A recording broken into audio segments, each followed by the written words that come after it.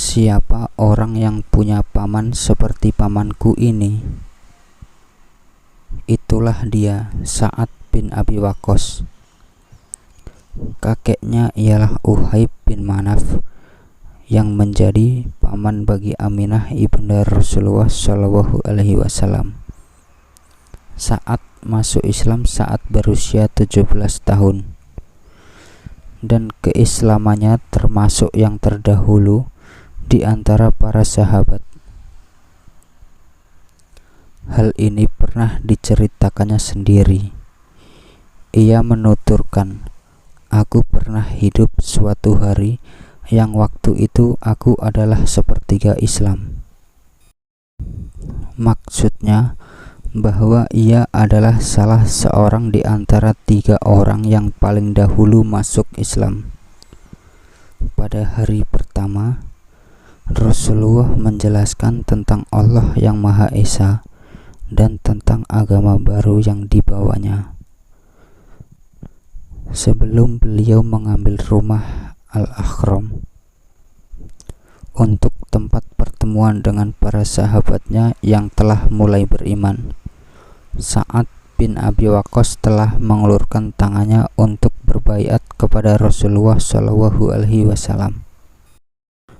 Sementara itu, buku-buku tarikh dan riwayat menceritakan kepada kita bahwa ia termasuk salah seorang yang masuk Islam karena keislaman Abu Bakar dan atas upaya dakwah darinya. Mungkin saja ia menyatakan keislamannya secara terang-terangan bersama orang-orang yang dapat diyakinkan oleh Abu Bakar, yaitu Utsman bin Affan, Asy-Syubair bin Al-Awam, Abdurrahman bin Auf, dan Talhah bin Ubaidillah. Dan ini tidak menutup kemungkinan bahwa ia lebih dulu masuk Islam secara bersembunyi-sembunyi. Banyak sekali keistimewaan yang dimiliki oleh Sa'ad ini yang dapat ditonjolkan dan dibanggakannya. Tetapi di antara semua itu, 2 hal penting yang selalu menjadi senandungnya. Pertama, bahwa dialah yang mula-mula melepaskan anak panah dalam membela agama Allah, dan juga orang yang mula-mula terkena anak panah. Kedua, bahwa dia merupakan satu-satunya orang yang dijamin oleh Rasulullah dengan jaminan kedua orang tua beliau. Rasulullah Shallallahu Alaihi Wasallam bersabda pada waktu perang Uhud, "Panahlah wahai Sa'ad, ibu ayahku menjadi jaminan bagimu." Kedua nikmat besar ini selalu menjadi kebanggaan Sa'ad sebagai wujud syukurnya kepada Allah.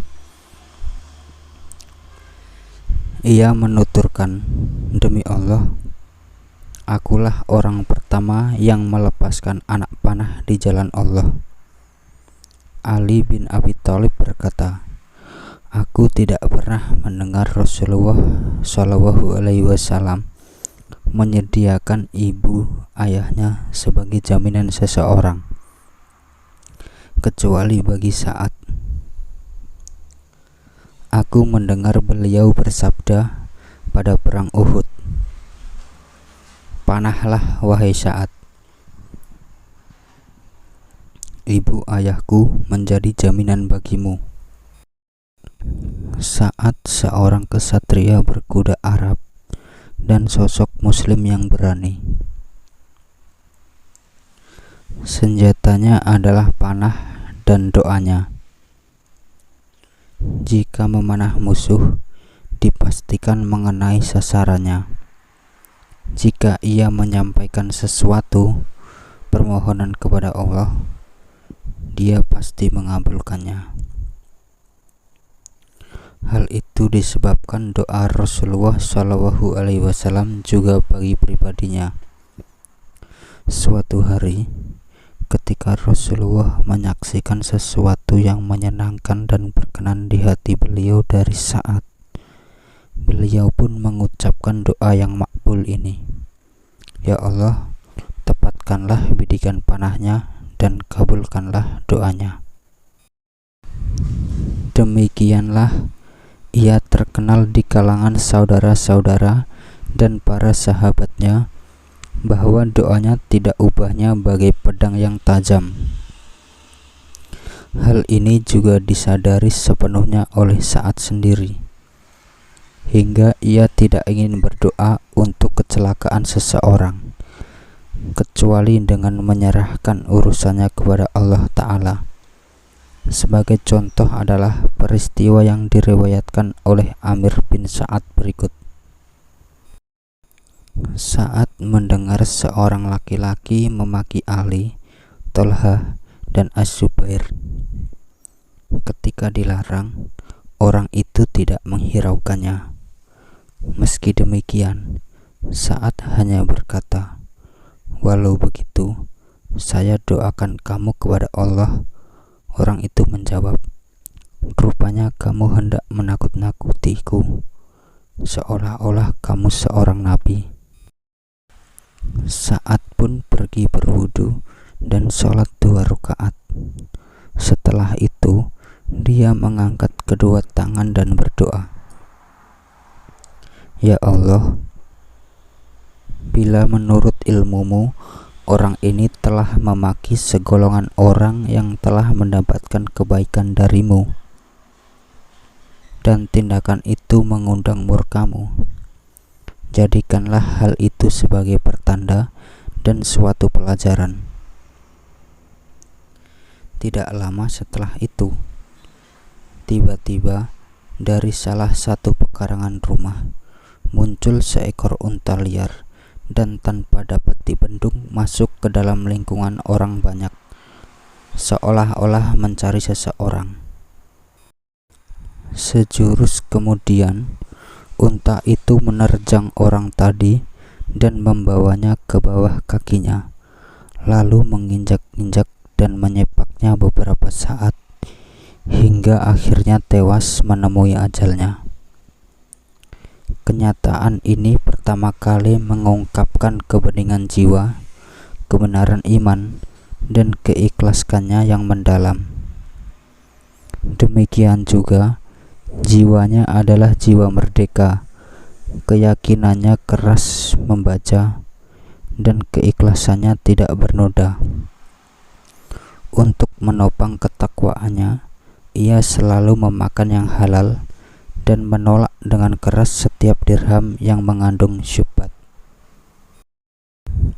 Pada masa-masa akhir kehidupan Sa'ad, ia termasuk kalangan muslim yang kaya dan berharta.